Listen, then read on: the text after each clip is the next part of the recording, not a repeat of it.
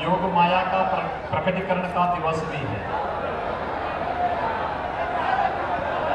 और इसलिए आप सब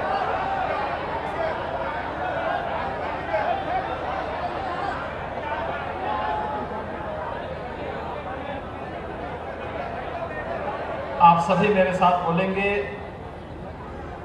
बोलिए योग माया की, योग माया की, भारत माता की, भारत माता की। आज के इस पवित्र कार्यक्रम में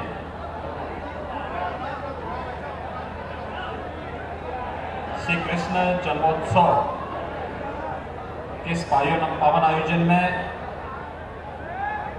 मंच पर उपस्थित प्रदेश सरकार में मेरे वरिष्ठ सहयोगीगण, ऊर्जा मंत्री श्री श्रीकांत शर्मा जी, पशुपालन और दुग्ध विकास के मंत्री श्री चौधरी लक्ष्मी नारायण जी, नगर विकास के मंत्री श्री आशुतोष टंडन जी, मान्य विधायकगण श्री पूरण प्रकाश जी, कारिंदा सिंह जी,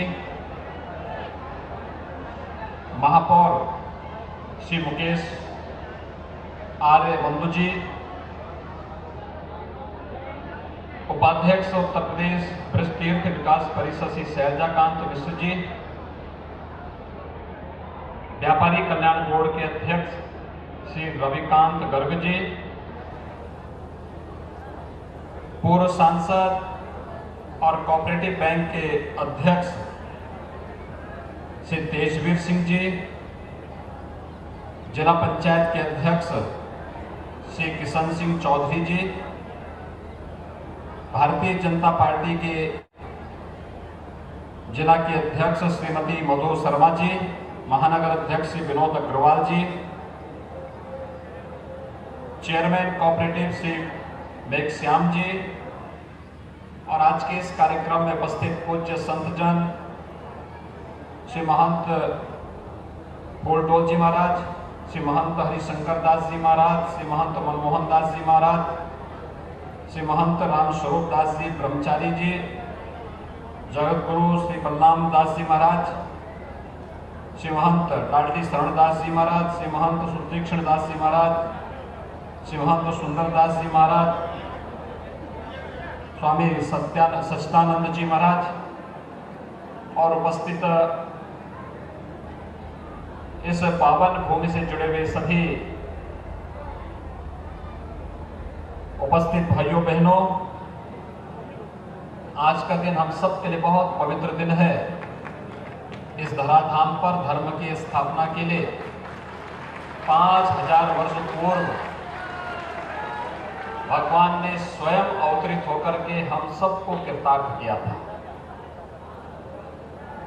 और आज का ये दिन हमारे लिए इसलिए भी महत्वपूर्ण है, योग माया के प्रकटीकरण का दिन भी है और इसलिए इस अवसर पर मैं आप सबको हृदय से बधाई देता हूं, अपनी शुभकामनाएं देता हूं और अपनी मंगलमय कामना व्यक्त करने के लिए विशेष रूप से मैं आपके बीच में यहाँ पर उपस्थित हुआ हूं।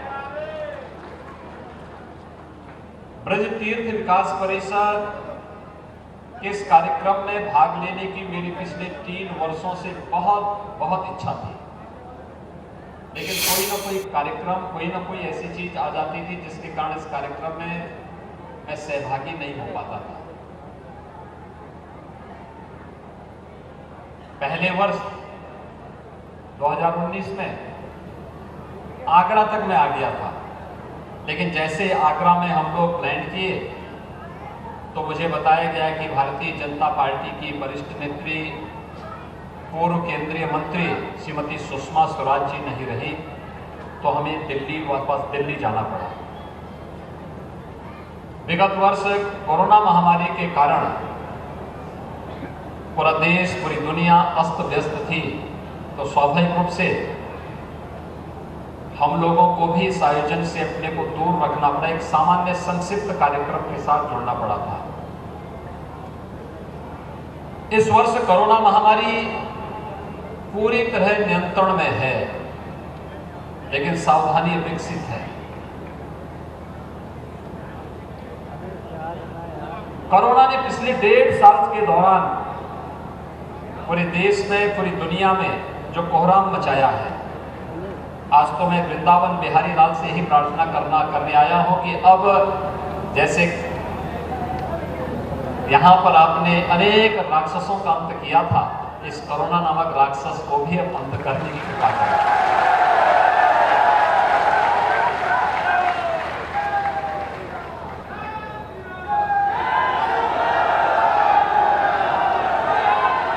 क्योंकि सामान्य जनजीवन के साथ साथ अनेक लोगों ने अपने प्रियजनों को खोया है, उन सब के प्रति हमारी संवेदना है। लेकिन महामारी है, देश के अंदर आदरणीय प्रधानमंत्री जी के नेतृत्व में इस महामारी से लड़ने के लिए बेहतरीन प्रबंधन करने के प्रयास हुए, लेकिन महामारी के दौरान सरकारी संसाधन अक्सर कम पड़ जाते हैं। मैं भी फिरोजाबाद से आ रहा हूं। पिछले एक सप्ताह पूर्व मथुरा में भी मुझे जानकारी मिली थी कि डेंगू से कुछ बच्चों की, जो बच्चे इसकी चपेट में आए थे, उसमें से लगभग 6-7 बच्चे इसकी चपेट में आकर के काल कलवित हुए हैं। फिरोजाबाद में भी ऐसी स्थिति थी। उन सभी परिवार वालों के प्रति मेरी पूरी संवेदना है। ये दुखद है, लेकिन बीमारी में लापरवाही हमेशा खतरनाक होती है और इसलिए सावधानी और सतर्कता के साथ अगर हम बचाव के सभी उपाय करें तो महामारी हमारा बाल बांका नहीं कर पाएगी। और फिर ये धरती तो भगवान की लीला की धरती है। उस समय दृश्य शत्रु से भी और अदृश्य शत्रु से भी इस धरती पे भगवान ने मुकाबला किया था, हमें राह दिखाई थी। आज अदृश्य शत्रु कोरोना के रूप में आया है, इससे बचने के लिए भी राह प्रधानमंत्री जी के नेतृत्व में देश दे रहा है, आगे बढ़ रहा है। लेकिन भगवान की अहेतुक कृपा हम सब पर अवश्य होगी, इसमें कोई संदेह नहीं करना चाहिए। और हम सबको इसी आस्था के साथ कोरोना गाइडलाइन जो बनाई गई उसका पालन करना होगा, अवश्य हम उसका पालन करें। मुझे बहुत प्रसन्नता है, 4 साल पहले जब यहां पर हम लोग विकास की एक रूपरेखा तैयार करने के लिए श्रीकांत जी, चौधरी लक्ष्मी नारायण जी, कारिंदा सिंह जी, पूर्ण प्रकाश जी, इन सब के साथ आए थे और तब तय हुआ था ब्रज तीर्थ विकास परिषद का गठन होना है। हमारे मंत्रियों ने और विधायकों ने दबाव भी बनाया। हेमा मालिनी जी ने भी उस समय इस बात के लिए कहा कि मैं तो यहाँ पर आई इस बात के लिए हूं, मैं भगवान कृष्ण की भक्त हूं और यहाँ पर कुछ ऐसा होना चाहिए जो अद्भुत हो जाए। और फिर यहां पर इस परिषद का गठन हुआ।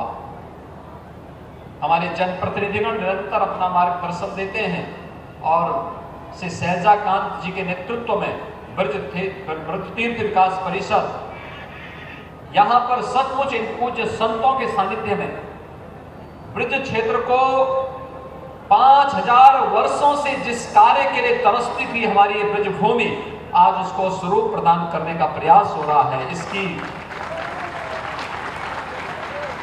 पुरातन परंपरा और काया को बनाए रखते हुए नए कलेवर के साथ ब्रज क्षेत्र को हमें विकास की ओर अग्रसर करना है।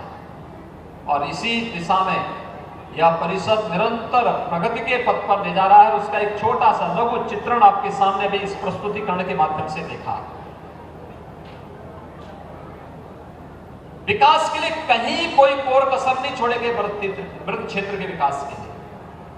जहां भी जितना भी संभव हो पाएगा, हमारे दोनों मंत्री भी, हमारे दोनों विधायक भी, हमारे महापौर भी, हमारे सांसद जी भी और हमारे यहाँ के सभी जनप्रतिनिधिगण लगातार विकास के लिए प्रयत्नशील हैं। यहाँ का भौतिक विकास भी हो, लेकिन आध्यात्मिक और सांस्कृतिक विरासत को भी हम यहाँ की बनाए रखें, क्योंकि वो हमारी पहचान है। मित्रों, देश के प्रधानमंत्री जी ने यही तो देश को एक नई दिशा दी है। आज आप देख रहे हैं एक एक करके सैकड़ों वर्षों से दबी हुई भावनाएं, आस्था के केंद्र फिर से अपने नए रूप में सामने आ रहे हैं। अयोध्या में भगवान राम के भव्य मंदिर के निर्माण का कार्य प्रधानमंत्री जी के कर कमलों से प्रारंभ हो चुका है। आज आप देख रहे होंगे अयोध्या, नई अयोध्या बन रही है। कल हम लोग राष्ट्रपति जी के साथ अयोध्या में थे। राष्ट्रपति जी ने कल रामलला के दर्शन किए अयोध्या में। आजादी के बाद पहले राष्ट्रपति अयोध्या आए हैं जिन्होंने रामलला का दर्शन किया।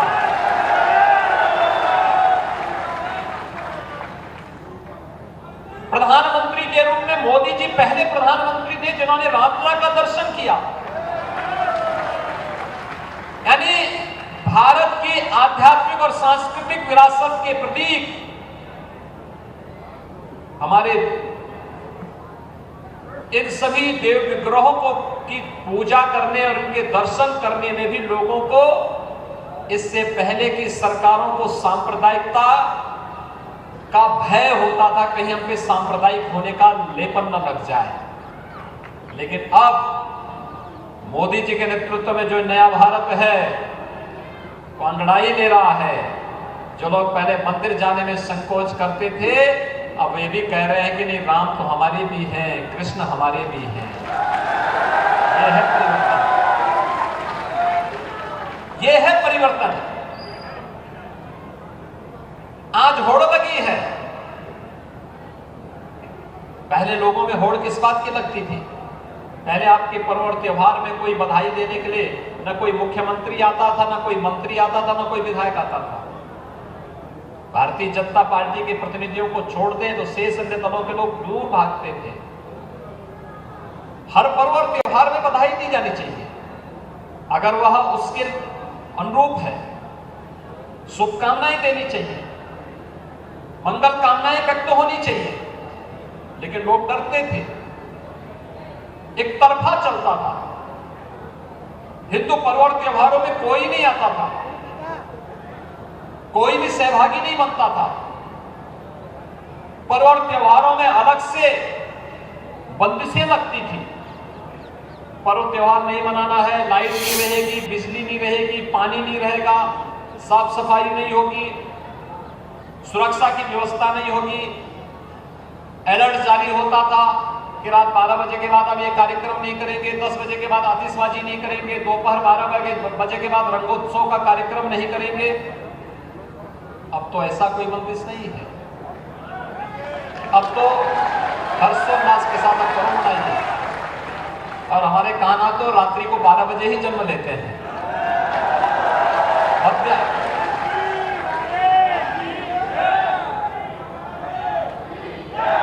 यह है परिवर्तन। और भाइयों बहनों, अपनी इस आध्यात्मिक और सांस्कृतिक विरासत को रखते हुए, सुरक्षित और संरक्षित करते हुए हमें विकास और तकनीक के नए युग में प्रवेश करने के लिए अपने आप को तैयार करना होगा। और ये ब्रजभूमि भी आज उस दिशा में प्रगति की ओर अग्रसर है। कितना हमारा सौभाग्य है, कितना मुझे अच्छा लगा था। अरे सचमुच ये बिहारी लाल की कृपा है, राधे रानी की कृपा है। हमने वैष्णव कुंभ किया था यहाँ पर, कितना भव्य हुआ था। पूज्य संतों के आशीर्वाद से, इनके सानिध्य में कितना भव्य हुआ था। मैं डर रहा था, मैं जो सचमुच डर था। कोरोना का मुझे था कि भाई पता नहीं क्या हो जाएगा। इन संतों ने कहा नहीं होना है, और श्रीकांत जी ने भी कहा, चौधरी साहब ने भी कहा कि नहीं नहीं नहीं, इसको भव्य करना है। और प्रयागराज कुंभ के बाद एक नया रिकॉर्ड, वृंदावन में वैष्णव कुंभ का भी भव्य आयोजन संपन्न हुआ।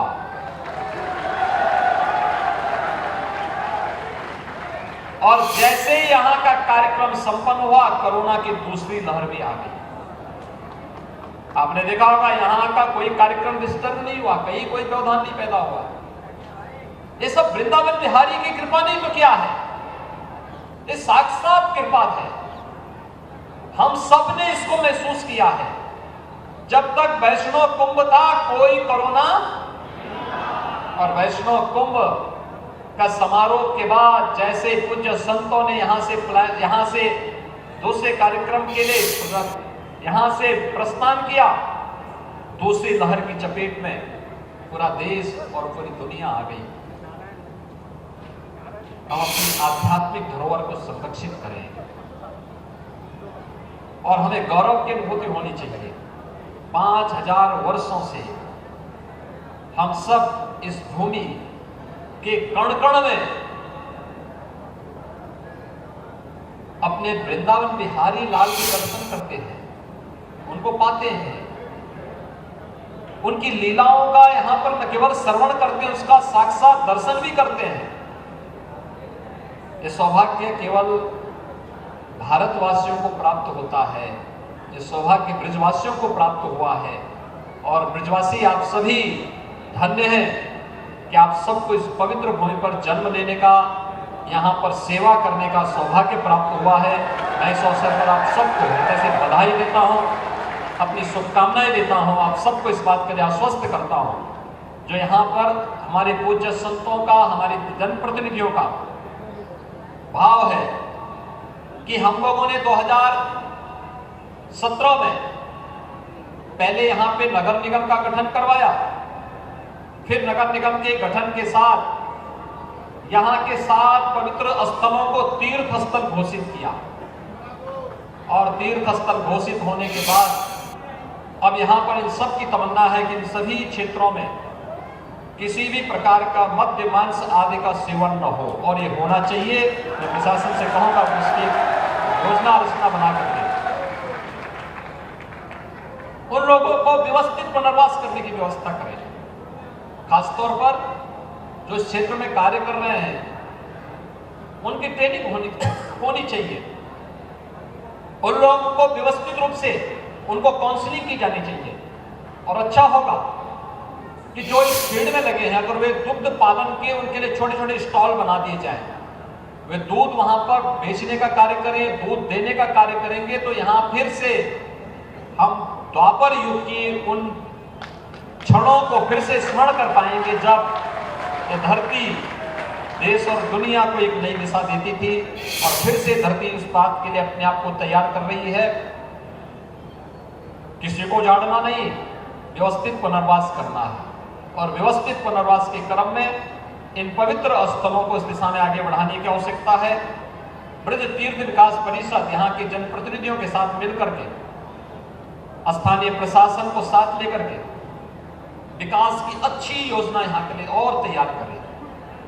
अच्छा प्रयास विगत 4 वर्षों के अंदर हुआ है, और भी अच्छा प्रयास जिससे दुनिया की हमारी 7 पुरियों में एक पवित्र पुरी है ये क्षेत्र है। इसलिए उन 7 पवित्र पुरियों की तर्ज पर ही हम इस पुरी की भी विकास की कार्य योजना को आगे बढ़ा करके देश और दुनिया के लिए आध्यात्मिक और सांस्कृतिक परिवेश के साथ ही भौतिक और तकनीक से भी परिपूर्ण इस पूरे क्षेत्र को कर पाएंगे। इन सभी परियोजनाओं के लिए मैं ब्रज क्षेत्र के आप सभी श्रद्धालुजनों को हृदय से बधाई देता हूं, अपनी शुभकामनाएं देता हूं। कृष्णोत्सव का आप सबको मंगलमय कामनाएं आप सबके प्रति व्यक्त करते हुए बिहारी लाल जी से ही प्रार्थना करता हूं कि आपके जीवन में मंगलमय हो, उत्सवपूर्ण हो, सदैव आपके जीवन में खुशहाली आए। इस विश्वास के साथ पूरे प्रदेश पर, पूरे देश पर वृंदावन बिहारी लाल की और राधे रानी की कृपा सदैव बनी रहे, इस विश्वास के साथ आप सबको मैं आज के इस अवसर पर प्रदेश सरकार की ओर से हृदय से बधाई देता हूं, अपनी शुभकामनाएं देता हूं। धन्यवाद। जय हिंद।